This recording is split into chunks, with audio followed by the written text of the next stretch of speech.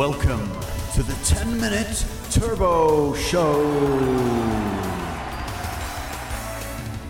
Hello and welcome back, and tonight we're going to look at that game with the incredibly long title SAPPHIRE on the PC Engine. I was playing this on my briefcase CD-ROM setup a couple of nights ago and looked very good going through my Technics sound system. Played on a Sony flat screen. Anyway, here we go. It's starting off on level 1. And the first thing that strikes you about this game is the incredible soundtrack and graphics. Many people would have already known about this game and will be looking at this review knowing full well that this is the most exclusive shooter on the PC Engine. £250, this will cost you full price with Spine Card. Slightly less if you buy the rip-off version like I did for 15 quid. You can get versions which have got the full cover and Spine Card, which are the bootlegs, for about 70 quid. Anyway, back to the game. 4 ships to choose from. You play a Galaxy Police Maiden called Fukei. There are 3 other chums of hers that you can choose, all have different ships with different strengths. Amazing first level, absolutely stunning graphics. You encounter not one, but fucking 3 end of level bosses. It's crazy. Yes indeed, and when I say Gary's got a Solihull semi, I'm not talking about his house. Take this marauding mecha thing straight out of Pat the Ball or one of those animes. It's absolutely flipping fantastic, and you just have to drop a wad of smart bombs on it because it's a little bit too difficult actually. Once you've dispatched with that, get a smart bomb for your rewards, and it's on to the final boss, which I didn't bother recording. This is level 2, back in time now, and you'll see a completely different themed level. One of the great strengths about this game is every level looks completely different. It's a technique that they've used on lots of shooters, but Hudson Soft are really at the top of their game when they wrote this one.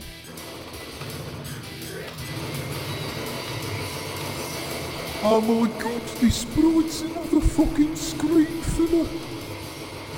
You know, you could probably sit down and work out whether this tank was actually a scrolling background or a sprite, but I'm going to put my money on it being a sprite, and a bloody nice one at that.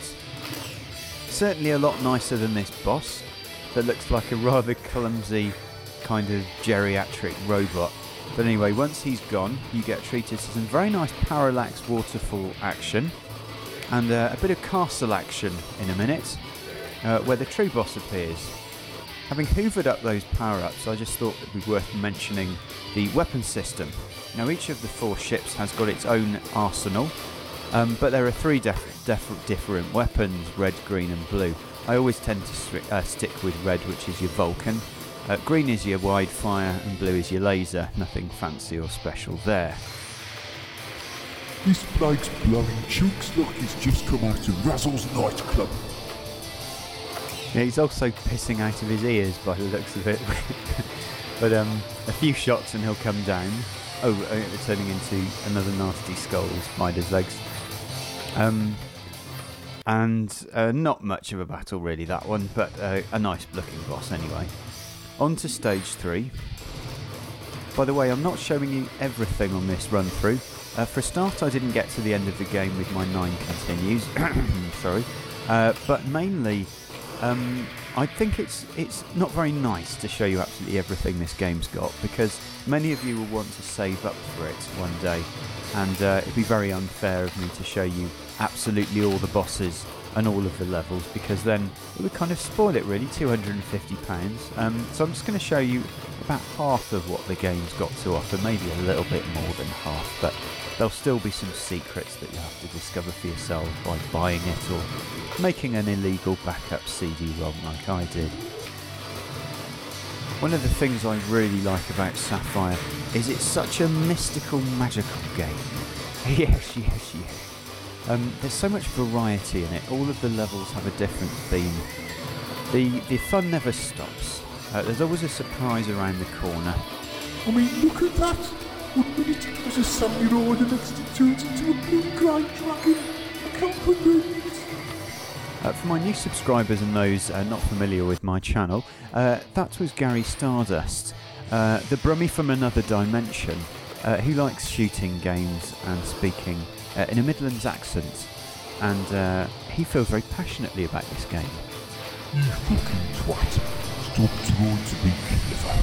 It's just a bloody brilliant shoot 'em up. Look, it's spinning around. There must be 50,000 frames of animation. Now I know what you're all thinking. This could actually be a Neo Geo game. It's that good. PC Engine is to Neo Geo what the Archimedes is to a Pentium 9000 billion processor. What? I thought this was a PC Engine lovers channel. I was merely commenting on a technical level. The Neo Geo was 32-bit, the PC Engine a mere 8, although there was some controversy about its use of 2 graphics processors.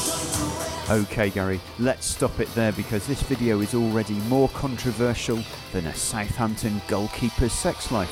It's in fact likely to cause murmurs of discontent from the elitist shooter squad. So let's stop there and appease the shooting fanatics that will undoubtedly watch all my videos by taking us to level 5, where I smugly say that I survived for about half a minute. This is a fantastically crafted level. Not only does it throw some beautifully pre-rendered asteroids things at you, it chucks out some of the best vertical scrolling space level design I've seen on a shooter. Just look at the size of the things that come down at you on this game. It's amazing. The last level's such a cracker. It's a mix between Spriggan, Wind of Thunder, Cotton, Super Darius, Image Rot, Download, Zero Wing, Shawaniki, Alternate.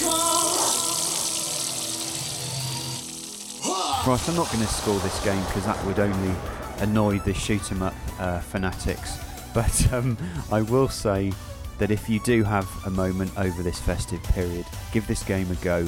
It's bags of fun. And you got one of those tissues over, thank you. Yes, ladies and gentlemen, SAPPHIRE on the PC Engine.